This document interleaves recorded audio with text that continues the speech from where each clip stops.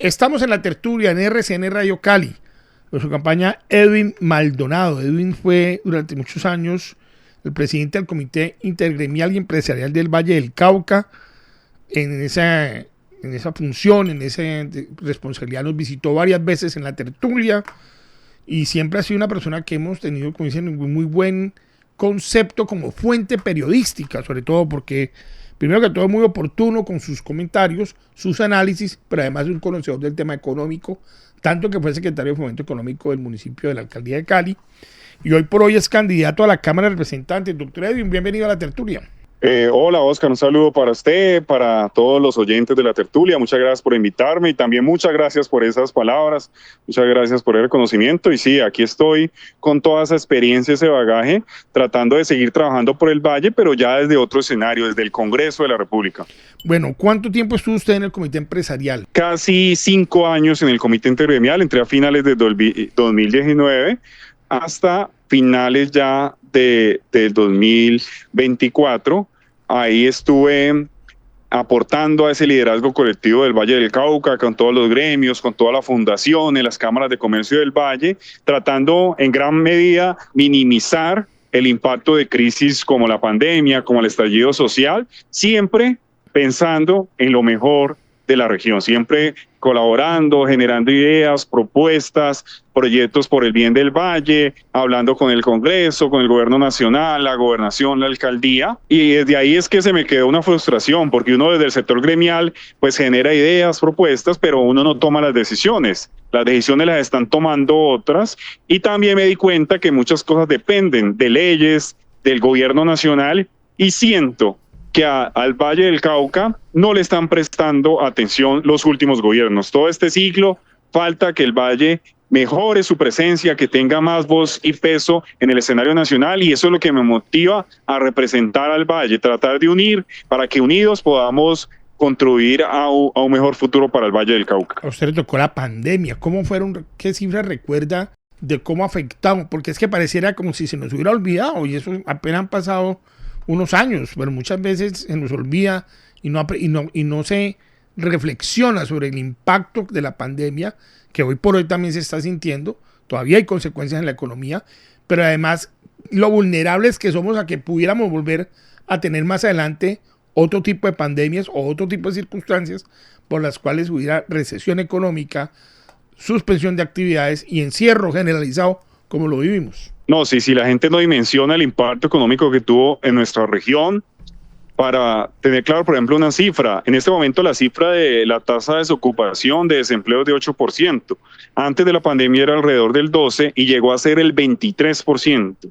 En el Valle habían alrededor de 1.100.000 ocupados y se perdieron casi 500.000 empleos. O sea, es un drama social grave para muchos jóvenes, para muchas personas. Se afectó, por ejemplo, el sector informal porque no tenían ayuda, no tenían créditos, subsidios, beneficios que tiene la seguridad social. Pero aún así, el Valle pudo resistir porque tiene un tejido productivo muy diverso. Se lograron hacer muchas acciones para mitigar todos esos impactos en la economía. Y lo primero que se hizo, yo creo que usted es testigo, muchas campañas de seguridad alimentaria, porque vimos cómo mucha gente no tenía ingresos para alimentos, para el tema de salud, para diferentes temas, y se hicieron muchas campañas de solidaridad en un inicio para lograr apoyar a esas personas con todos los gremios, con todas las fundaciones, y fue muy importante en esa primera etapa. Y en la segunda etapa, nosotros fuimos incisivos con el Gobierno Nacional para lograr una apertura rápida de la economía, una apertura responsable y gradual, y el Valle fue líder en esa materia y fue el primero en reactivarse. Las cifras mostraban cómo el Valle era el primero en salir adelante, gracias a que tenemos el tejido productivo resiliente. Aquí en el sector de salud, farmacéutico se volcó hacia atender el tema y surgieron varios productos que pudieron resistir mientras otros sectores estaban mal, y empezamos con un empuje. Luego de eso siguió el estallido social y ahí perdimos esa dinámica de crecimiento, pero lo importante que vimos en esa época fue cómo se unió la región, cómo se unió, cómo fue solidaria, cómo trataron de ayudarse entre todos para salir adelante en esa época de crisis. Las circunstancias y el contexto. Usted vivió todo eso desde el punto de vista gremial. Después estuvo en la alcaldía en el tema ya de gobierno. ¿Qué perspectivas hay sobre todo y qué espera usted plantear como leyes en el Congreso para beneficiar el tema económico del Valle del Cauca? Lo primero es que mucha gente confunde lo que hace un alcalde, un gobernador, un presidente y lo que hace un congresista. Yo me he venido preparando, revisando propuestas, políticas públicas y sé lo que puede hacer un Congreso en cuanto a leyes, en cuanto a empujar proyectos, en cuanto al control político. Y tengo todo un plan legislativo ya construido a lo largo de los años y que reafirmé en estos meses de escucha con la ciudadanía, con gremios, con empresarios, con la población. Y se enfoca en 3 pilares que para mí son claves para lograr lo que yo llamo el valle que merecemos, un valle más competitivo, más innovador, que genere mayor empleo formal y digno para la gente. Y ese valle yo considero que se construye con más oportunidades de emprendimiento y empleo, con más inclusión, es decir, más acceso a la salud, a la educación, a servicios básicos de bienestar social. Eso es vital. Y tercero, la seguridad. Yo estoy convencido de que la seguridad no es un tema de derechas, es un tema de derechos y que afecta tanto a una persona en la calle para comprar, para vender, a un tienda, a un vendedor informal, a una gran empresa, a toda persona lo afecta y se está convirtiendo en un dolor para todas las familias, para todos los hogares y cada vez que voy a un municipio me hablan de eso, de la seguridad. Entonces esos 3 pilares son los que voy a trabajar, más oportunidades, más inclusión, más seguridad y alrededor de estos 3 ejes tengo una serie de proyectos que pienso radicar en el Congreso que realmente beneficien a la gente. Yo no quiero llegar al Congreso a improvisar, como pasa y como sabemos con muchos congresistas que uno no sabe qué hacen. Yo le pregunto a la gente qué hacen los congresistas y la gente no conoce ningún congresista, no sabe qué hacen y yo quiero marcar ahí la diferencia. Y por eso es importante que la gente también marque el 110. ¿El 110 de qué partido? Es la coalición Ahora Colombia que está formada por el Nuevo Liberalismo, partido por el cual pertenezco y el cual estoy ayudando a reconstruir, pero también está el MIRA y Unidad y Compromiso. Juntos somos la coalición para Colombia y en esa lista abierta yo soy el 110. Bueno, el tema del Congreso, sobre todo, que estamos ya a semanas prácticamente de las elecciones. ¿Cuál es como el propósito, sobre todo, para poder derrotar a las grandes maquinarias? Usted no hace parte de maquinarias. No se puede, Oscar, desconocer que hay maquinarias, que se mueven muchos recursos, pero también hay que tener en cuenta que la gente ya está cambiando su forma de pensar, ya no le cree a los políticos, ya está más abierta a escuchar otras opciones, quiere nuevos liderazgos, la gente, como se dice, ya no come cuento, y es importante de parte de mi campaña llegarle a esa gente, la gente que no se vende y tampoco deja enredarse por populismo, por propuestas que sabe que no se pueden realizar. Quiero llegarle a esa gente a través de los medios de comunicación, a través de las redes sociales, voy a estar subiendo mis propuestas, pero también algo muy importante, Oscar, que me ha visto, no sé, es en el territorio, escuchando a la gente, preguntándole cuál es su sentir, qué es lo que le duele y generando conversaciones que realmente demuestren que sí hay por quién votar, porque nos han vendido la idea de que todos los políticos son iguales y no, hay personas como yo que hemos generado una experiencia, un conocimiento y realmente queremos aportar. Queremos vivir para la política y no vivir de ella, que es muy diferente. ¿Usted de qué parte es? Cuéntenle a los oyentes un poco más sobre su vida para que lo conozcan. Sí, soy un tulueño, soy del corazón del Valle, muy orgulloso vallecaucano, crecí en una familia de clase media que me enseñó el valor del trabajo, de la disciplina. Entonces eso es lo que ha marcado mi vida. Yo por condiciones económicas no pude entrar a la universidad como quería rápidamente, pero antes de eso entré al SENA, logré hacer la práctica en un ingenio azucarero que me permitió seguir trabajando y así pude estudiar en las noches economía en la Universidad Libre, estudié pagando el primer semestre con un préstamo y luego me gané la beca todos los semestres, aquí adelante esa carrera. Y más adelante, como quería trabajar en lo público, y hace mucho tiempo lo tenía claro, hice una maestría en políticas públicas en la Universidad de los Andes, la hice con una beca también, entonces he venido teniendo un crecimiento académico y profesional que me ha permitido desempeñarme en esos cargos, si usted conoce, entonces no estoy acá por arte de magia, sino que mi vida es un ejemplo de lo que han hecho muchos bayunos y muchos colombianos, trabajar duro para salir adelante por su familia y por su desarrollo personal. El esfuerzo que usted mismo nos está contando que ha adelantado sobre todo que, digamos, se ha visto reflejado en temas gremiales y en temas administrativos. Pero ya estamos a puertas de una campaña electoral. ¿Por qué deberían votar por usted? ¿Cuál es como ese mensaje para los vallecaucanos?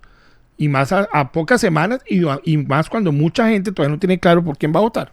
Precisamente eso, porque la gente no tiene claro por qué votar, porque está cansada de lo mismo, porque no se está haciendo campaña de ideas. La gente ve como los políticos simplemente llegan cada 4 años a prometer cosas imposibles o a comprar votos, a tratar de influir en la gente con dinero. Y yo soy diferente. Yo vengo acá a tratar de convencer, como es la política, con ideas, con propuestas. De eso se trata la política, de plantear soluciones a los problemas públicos, y yo soy ese tipo de candidato que realmente quiere llegar al Congreso a contribuir, a trabajar por la gente. Tengo la experiencia, tengo el conocimiento y sobre todo algo muy importante, tengo la vocación de realmente trabajar por mi Valle del Cauca, porque el Valle aproveche ese gran potencial que no se ha aprovechado totalmente, porque logremos construir juntos ese valle que merecemos. Por eso la gente debe votar por el 110 de Ahora Colombia. Propuesta número 1. ¿Cuál es su propuesta líder, su propuesta bandera para llegar al Congreso de la República? ¿Qué va a hacer como congresista por el Valle? Mi propuesta líder es un tema del que hablan muchos políticos, pero que hablan pura carreta, que es generar condiciones para que haya empleo formal. Yo creo que no hay nada que dé más dignidad a una persona que tener su propio ingreso, para que pueda pensar en una mejor educación para sus hijos, en una mejor salud, en una mejor vivienda, que si tiene una moto, pensar en una mejor moto, un mejor carro. Hay que generar esas condiciones, y eso se hace generando condiciones para que hayan empresas fuertes, que crezcan, que puedan desarrollar con productividad y así generar empleo formal. Pero también para eso es necesario tener trabajadores, personas y jóvenes capacitados de manera pertinente, en línea con lo que necesita el sector productivo. Entonces, mi propuesta bandera es defender el empleo formal, y cuando defiendo el empleo formal, defiendo tanto a las empresas como a los trabajadores, porque nos han querido dividir entre empresarios, trabajadores, ricos y pobres, y la gente ya está cansada de la polarización. Lo que se necesitan son soluciones a los problemas reales de la gente. La idea entonces es generar un proyecto de ley para mejorar condiciones para generar desarrollo económico. Así es. Hay que generar condiciones para que las empresas puedan crecer, para facilitarles los trámites, para que puedan ser innovadoras, para que puedan incorporar la tecnología, para que puedan exportar. Tengo claro los proyectos que se requieren. Y también en materia de trabajadores, cómo mejorar la formación técnica, la formación desde los colegios, cómo facilitar el acceso a recursos, facilitar el acceso a recursos de capital. Hay muchas cosas que se están haciendo, pero yo creo que hay mucho por mejorar. Me di cuenta desde el Comité Intergremial y me di cuenta como secretario de Desarrollo lo que hay que mejorar, y eso se puede hacer desde el Congreso, cambiando las leyes. Por ejemplo, quiero crear el estatuto para la creación y formalización de las empresas, que facilite ese tránsito de las empresas a la formalidad. Si una empresa es formal, pues va a poder acceder a otros mercados, va a poder acceder a créditos y sobre todo va a poder pagarle mejor a sus trabajadores, como todos queremos. ¿Y qué nos está pasando? ¿Qué nos está faltando para esa formalización? Lo que nos está faltando es que hay muchos trámites, muchas trabas a la generación de empresas, al desarrollo empresarial, y la gente siente que ser formal es muy costoso. Es necesario crear condiciones para que la gente vea los beneficios de ser formal, que si se formaliza puede acceder a créditos mucho más baratos, que si se formaliza puede venderle a otros mercados locales, a empresas formales, puede vender en mercados internacionales y con esto ganar mucho más plata. Entonces, es necesario hacer un camino, una escalera para que se pueda dar esta formalidad, y la formalidad es un tema que está estudiado. O sea, hay que verla desde la laboral, desde el punto de vista empresarial y también desde el punto de vista del producto. Yo tengo claro lo que hay que hacer, pero ha faltado decisión en el Congreso, porque es que la verdad, piensen, de los políticos que hay en Colombia, ¿cuáles saben crear empresas? ¿Cuáles han manejado empresas? Cuando uno no ha manejado empresas, no ha sido emprendedor, no sabe cuál es la estructura de costos, qué les afecta, qué es lo que le duele, qué es lo que necesita. Y ahí yo voy a marcar una diferencia, porque yo sé qué es hacer empresa, sé también qué es trabajar, qué es buscar una oportunidad, y tengo esas dos caras de la moneda para trabajar en una política que genere equilibrio entre trabajadores y empresarios, y eso es a lo que yo llamo defender el empleo formal. Para defender los empleos formales y a las empresas, hay ciudades como la suya, precisamente Tuluá, que tiene un problema muy serio de extorsión a los empresarios, a los comerciantes. mensualmente les exigen recursos. Son organizaciones criminales dedicadas a eso. Así no puede avanzar una economía, doctor Edwin. ¿Qué se puede hacer desde el Congreso precisamente para enfrentar este flagelo en la extorsión a los empresarios? Sí, esa situación yo la conozco pues de primera mano porque soy de Tuluá y lastimosamente cada vez se vuelve más problemática. Lo mismo pasa en Buenaventura, lo mismo pasa en Jamundí, donde son 3 municipios con una situación muy grave. Y ahí yo tengo una propuesta muy concreta que sí se puede trabajar desde el Congreso. Obviamente la responsabilidad en materia de seguridad está en el gobierno nacional y en los gobiernos locales. Pero lo que está pasando en el Valle y en estos municipios es que no se cuenta con un plan integral, no se cuenta con los recursos necesarios. ¿Por qué? Porque cada año, cuando se distribuye el presupuesto nacional, el presupuesto de seguridad, no se está teniendo en cuenta criterios como el número de homicidios, dónde están presentando más secuestros, dónde hay más grupos criminales, porque es que en el Valle y el Cali confluyen muchas problemáticas alrededor de la minería ilegal, el microtráfico, el narcotráfico, temas de crímenes transnacionales como el robo de celulares, que no es un problema local porque es un problema transnacional con todo el tráfico que hay, el tema del contrabando, el tema de la extorsión. El Valle merece un mejor presupuesto, merece más ingresos, mayor presupuesto, mayor pie de fuerza y sobre todo el presupuesto se debe invertir en materia de inteligencia. Y cuando uno analiza, por ejemplo, en Cali, el número de policías por cada 100.000 habitantes encuentra que son menos de 300. Hay municipios como Bucaramanga que tienen más de 500, otros más que Cali. Y uno se pregunta, Cali, todo lo que pasa, los atentados que vemos, lo que vemos en Jamundí, lo que vemos en Tuluá, lo que vemos en Buenaventura, merecemos mayor pie de fuerza, pero no es solo eso. Para asegurar la seguridad se requiere pie de fuerza, policía, se requiere autoridad, pero también se requiere que funcione la justicia. Cuando uno mira la tasa de jueces, de fiscales, de oficiales de CTI por cada 100.000 habitantes, en el Valle tenemos menos. Entonces hay que reforzar todo eso para que haya una seguridad integral y mi trabajo en el Congreso será que en el plan de desarrollo y cada vez que se discuta el presupuesto, me asegure de que al Valle le lleguen más recursos. Y para eso obviamente tengo que trabajar con mis colegas en el Congreso, unirnos para defender al Valle, cosa que no están haciendo ahora porque no se unen. Y en esa materia hay que luchar contra el centralismo. No podemos seguir dependiendo de Bogotá. Hay muchas cosas, un ejemplo en materia de seguridad, pero si vamos a otros temas es lo mismo. El gobierno nacional no está apoyando como merece al Valle del Cauca. ¿Por qué? Porque estamos divididos, porque no nos unimos para defender lo que merecemos en Bogotá ante el gobierno nacional. ¿Y qué pasó con el bloque parlamentario del Valle? Porque uno veía que estaba muy animado, muy reunido, pero entonces los resultados, ¿dónde están? Sí, vemos cómo este bloque parlamentario ya ni siquiera se reúne. Antes se reunía con ministros, con funcionarios, haciendo control político, empujando proyectos.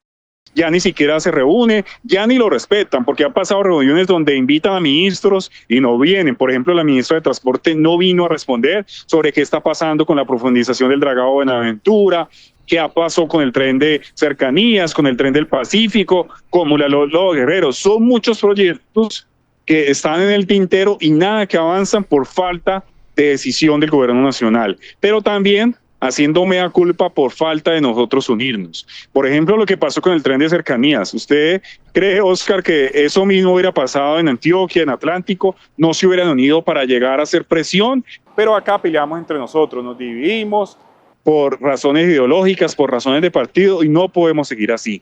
Yo quiero llegar al Congreso a unir, a proponer, a que como bayunos, independiente de la ideología y del partido, nos unamos por lo que realmente importa a la gente, por proyectos estratégicos. Es el colmo, por ejemplo, que el acueducto de Buenaventura todavía no sea una realidad, que proyectos que están en plan de desarrollo escritos en el gobierno de Petro no se han hecho realidad, no le ha cumplido al Valle del Cauca, pero cuando uno ve todo este ciclo, la verdad es que ningún presidente le ha cumplido al Valle.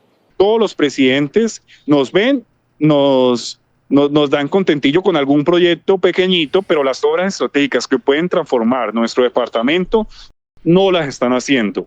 Yo hice un análisis para no hablar carreta acá y exagerado, y en el Valle, en el último siglo, desde el 2000 para acá, el único proyecto grande que se ha hecho, que ha tenido recursos nacionales, ha sido el mío. De resto, ningún proyecto grande se ha hecho.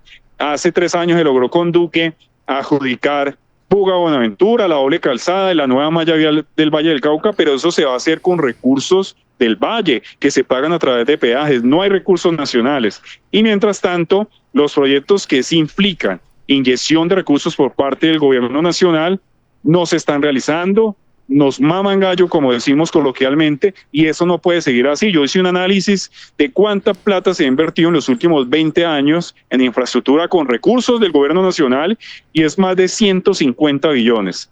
Pero esa plata al Valle solo le ha tocado alrededor del 3%. Es decir, nos están dando migajas. El Valle aporta alrededor del 10% de la economía. Si uno suma lo que aporta en temas de aduana, en temas de contraprestación en los puertos, sumaría alrededor del 15% lo que aporta el Valle al gobierno nacional y esa plata no se devuelve al Valle del Cauca, nos están dando menos del 5% en el presupuesto cada uno de los años y viene disminuyendo, Oscar. Yo hice un análisis y en el gobierno de Santos era alrededor del 5.5% en su último mandato lo que le daban al Valle anualmente. En el gobierno de Duque fue 5.3% y en el gobierno de Petro es 4.9%. Cada vez son menos los recursos que le están llegando al Valle. El Valle aporta, pero no recibe, y eso hay que cambiarlo. Yo quiero sumar, contribuir. O sea, como dicen en la calle, perdón, le interrumpo, como dicen en la calle, al Valle lo tienen enyesado. Sí, básicamente. ¿Y por qué? Oscar, por lo que usted me preguntó, porque no funciona el bloque parlamentario, porque estamos peleando entre ayunos, no nos unimos, como diría otro político, en lo fundamental, en sacar adelante esos proyectos de región que generan desarrollo, crecimiento, que generan empleo formal y que pueden transformar la sociedad para que salgamos adelante como siempre lo hemos hecho acá en el Valle. Porque esa es la gran riqueza que tenemos en el Valle, la diversidad en su economía, en su cultura, en la parte étnica, y eso nos da esa pujanza que tenemos, pero si no tenemos ayuda del gobierno nacional, pues no vamos a poder lograr muchas cosas. Es necesario pasar de esa queja y actuar, y yo quiero actuar en ese sentido y sumar para que construyamos unidos el Valle que merecemos. Bueno, doctor Edwin, pues Edwin Maldonado, candidato a la Cámara de Representantes por la Coalición Colombia, que integra al MIRA, al Nuevo Liberalismo y a Dignidad. Gracias por estar con nosotros, ya tendremos más oportunidades antes de las elecciones de marzo de conversar con usted. Así es, muchas gracias por la oportunidad para que la gente me conozca, para que sepa cuál es mi trayectoria, por qué quiero llegar al Congreso y sobre todo conozca mis ideas. Cuenten conmigo con el 110, Coalición Ahora Colombia. Muy bien, muchas gracias a Edwin Maldonado.